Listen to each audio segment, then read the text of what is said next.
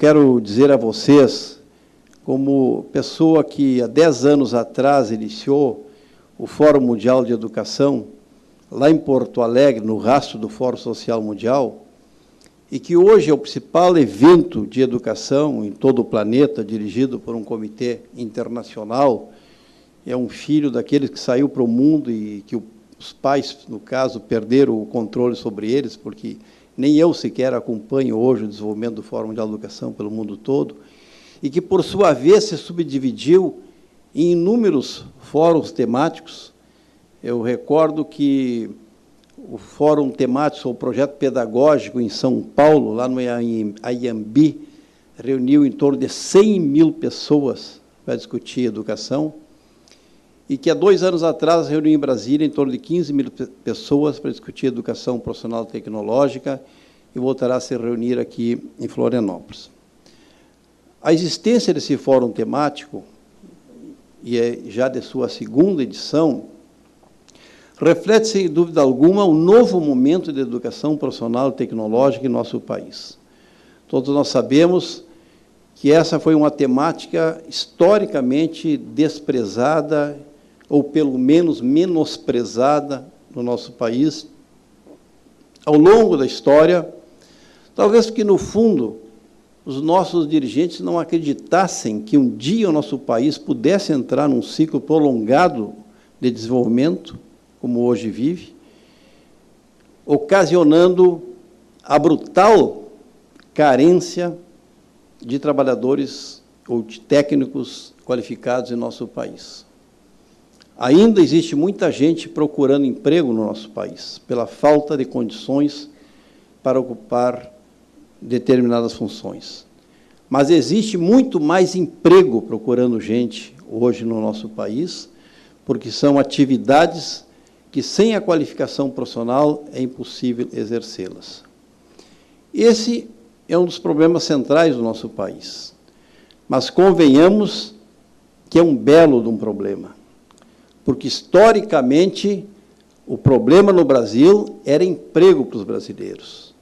Hoje, o problema do Brasil no mundo do trabalho é a falta de trabalhadores qualificados para ocupar esses empregos. Eu fico muito alegre, muito feliz, quando eu passo numa zona comercial ou num shopping e percebo em todas as vitrines pedido de trabalhadores. Nós já nos acostumamos com isso, mas é um fato absolutamente novo na nossa história. Nós sempre tivemos enormes dificuldades de oferecer uma oportunidade de trabalho digno para todos os brasileiros.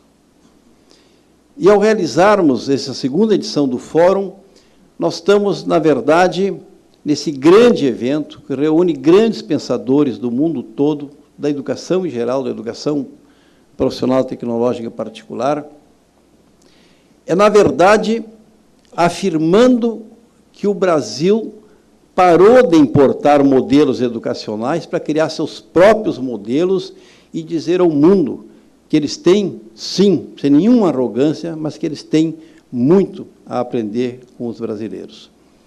O Instituto Federal é uma elaboração absolutamente original, genuína, sem paralelo em nenhum outro país do mundo. Essa instituição, que trabalhe lá da formação inicial até a pós-graduação profissional, é a cara desse Brasil que nós estamos construindo, que dá oportunidade a todos os brasileiros e brasileiras, se tiverem talento e vontade, ter oportunidade na vida. Eu sempre digo que não está escrito na Bíblia que a pessoa, para ser mestre ou seu doutor, como sempre foi no Brasil, tem que ser oriundo lá da classe média, no máximo da classe média baixa. Quantos milhares de brasileiros talentosos nós temos e que não tiveram essa oportunidade na vida, porque, infelizmente, a Universidade Pública Brasileira, embora nos últimos tempos venha se democratizando de forma acelerada, foi e ainda é extremamente elitizada. O Instituto Federal é aquela instituição que permite que um trabalhador inicie lá na formação inicial e, dentro de alguns anos, possa, sim, ser um mestre e ser um doutor. Porque isso não é prerrogativa de nenhuma classe social. Isso é uma prerrogativa das pessoas que têm vontade, que têm talento, que têm desejo de estudar e contribuir com o seu saber para o desenvolvimento brasileiro. Então, na verdade, o Fórum Mundial da Educação Profissional e Tecnológica é esse grande momento em que nós chamamos o mundo para aprender com ele, certamente. Nós temos muito a aprender, nós somos um país muito jovem ainda. 511 anos de história não é nada. Se for comparar com a Europa, tem universidades europeias que têm quase a idade do Brasil.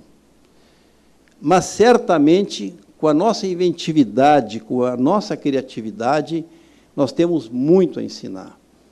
E os reitores e reitoras estão percebendo claramente isso nos intercâmbios internacionais que fazem, a enorme curiosidade que essa nossa ousadia, que essa nossa experiência desperta no mundo todo.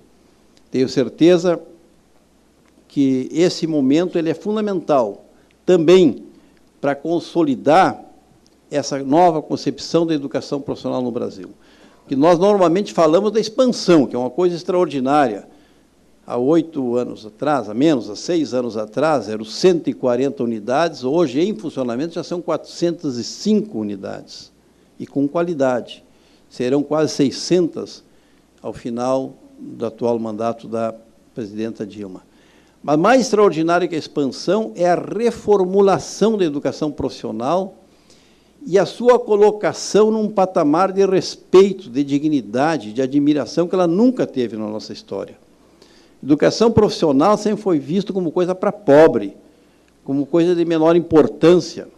Não que não seja para pobre também, mas é para pobre, é para rico, para todos aqueles que entendem que dessa forma estão contribuindo para a educação brasileira, para o desenvolvimento brasileiro.